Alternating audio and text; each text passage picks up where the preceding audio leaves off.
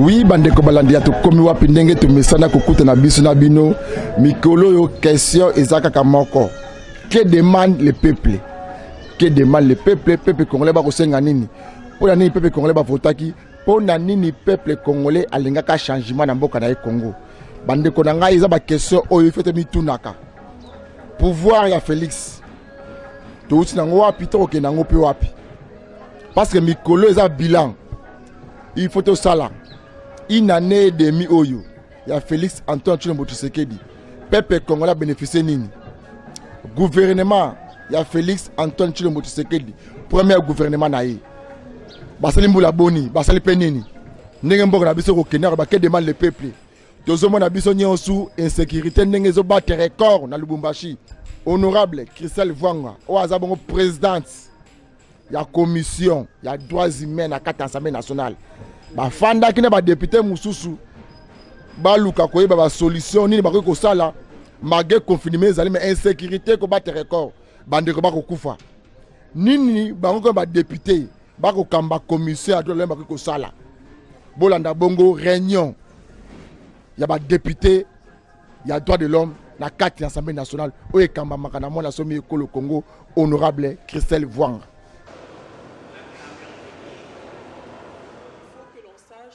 Avant d'aller en vacances parlementaires, on s'était arrêté au niveau de la feuille de route. Comme nous le savons tous, notre commission, on a eu cette opportunité, cette grâce de la créer parce qu'elle n'existait pas.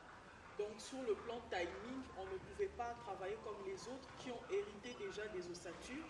Donc nous avons d'abord trouvé essentiel de créer ces job description, ce qu'on appelait la feuille de route, on l'a fait. Et juste avant de partir, on commençait déjà à cogiter sur les sous-commissions. Donc on s'était entendu qu'il y a 3 sous-commissions, 3 civiles et politiques, économico-sociales, et puis la dernière sous-commission, les droits collectifs. On s'était arrêté où les parlementaires membres de la commission commençaient déjà à s'inscrire dans les différentes sous-commissions.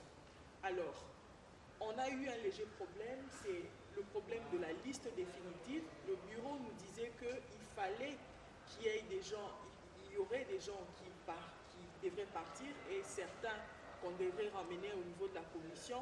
Et on s'était dit qu'on arrête là au niveau des élections dans les sous-commissions jusqu'à ce que nous aurons la liste définitive.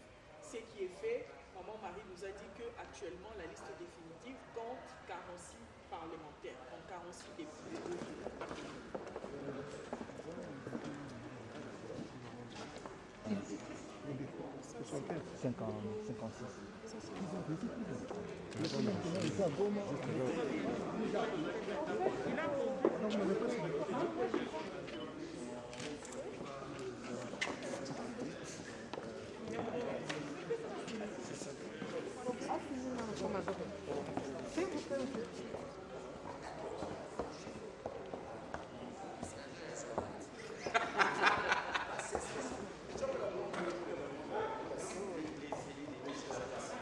Honorable Christelle Mbote Nayo.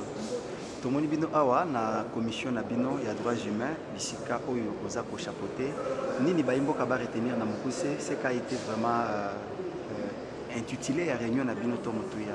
OK, merci beaucoup. Intitulé à réunion na biso ya lelo eza ba pendant période makambo mabe sala mboka makasi so totali la kisana est ya mboka na Ituri ba tuer ezo makasi na nord est na Otuele toza na peuple babenga bambolo bauta Soudan bazoboma population parce que bon bayaka na banyama na bango babétail donc soki baye donc bino fo bolonga mpo bango banyama na bango balie donc bazoboma population bazoterroriser population à part wana toza na oyo ezoleka na Lubumbashi na Katanga batuerie baviole ezoleka chaque jour na Kinshasa bavure policière toza na badésengorgement à la prison donc makambo ya droit de l'homme eza tellement ebele pendant période yango commission na bino tosanganaki po toluka koyeba ndenge nini tokoaborde baproblème wana epuis ndenge nini tokopropose bapiste ya basolution. Cependant, période de pandémie, au niveau de la commission, la stratégie opérationnelle pour mettre en place, quand bien même aux UPENZA, moi et là, on a Sangana pour trouver la solution.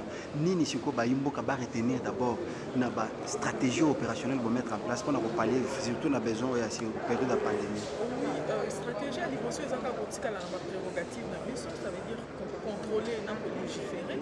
Il faut que le ministre pour convoquer un ministre de la santé, ministre des droits humains, ministre de la VPM intérieur, pour que le président de CNDH, pour que justement qu'est-ce qui se passe au niveau de la ligne. Parce que nous sommes exécutif, exécutif est le ministre, nous sommes ça là. Parce que nous sommes la ligne et puis nous continuer pour ça la ligne. Donc, si tout va bien, semaine où il y a la formation. Pour la idée par rapport à la gestion de la COVID-19. Nous avons parce que la faible, la bateau bazangi, moyen à Koloba, la bateau bazo kufa, et ça grâce à Nzambe. Et ceux qui n'ont pas marathon, la liété, la bateau, on a sûr que le peuple a santé et bazo na makamutoso sala tolobaki awa il fallait babimisa bato na bahôpitaux bato bayimaki mais sukalango président bimisi bato na bahôpitaux tolobaki afale babimisa bato na baprison bato bayimi mais corona ekoti na prison na ndolo lelo toza na 144 contaminés na kati ya prison ya ndolo mais ntango biso tolobaki soki bazwaki le devant elingaki ekoma te donc eza mosala na biso ya kolancer alerte soki omoni mabe tolobi donc eza choix tosala ya vie tokcontinue mpe kaka kosala. Merci. Boende ezalaka bandeko mona sengo ya peuple congolais nayebisaka bino bovote na bino depuis 2006 bele kosema na mboka oyo Congo moni makambo ba député bakosala na mwana ngango te makambo ba député bakosala oyo ba honorable Christelle Vwanga ba Daniel Safu ba Ndeko Eliezer ba Kalonjo Ogi makambo bakosala na kati ya assemblée wana na tika na komona na ngango te bozomona bakolakisa bino nouvelle classe politique tant que tubandaka koloba Congo ezosenga bilongi ya sika batu ya sika bakonzi ya sika obandaka kotia tembe bomoni makambo bakosala esi bango nango deja wapi badepute oyo balekaka awa bande 2006 boye bataka badepute moko oyo asala espoir azali tokoti na 2011 oyo 2019 bozomona changement DG bana mayele génération montante bakolakisa bino de quoi il est capable mage bino bamobutiste boko la on dirait Congo ya bino na motia mabe bato nyonso balingaka magazine to komi wapi to lebi boyi ozana information ozana communiquer ozana sport olingi basala yo to basala la yo ko malamu to le kana télévision yaka na itaga 120 na bia to sali promotion na ba émission na ba boutique ba biloko na bino tout o nga balobelaka ngai te yaka o na za politicien ba yebi ngai te on a besoin d'Alexa message dans la télévision to comme wapi yaka na itaga 120 to la promotion na ya batu na ya biloko batu tout balinga peuple congolais boye bake mire et pas ba congolais ba se sikate kimi akolonza ndek to kutani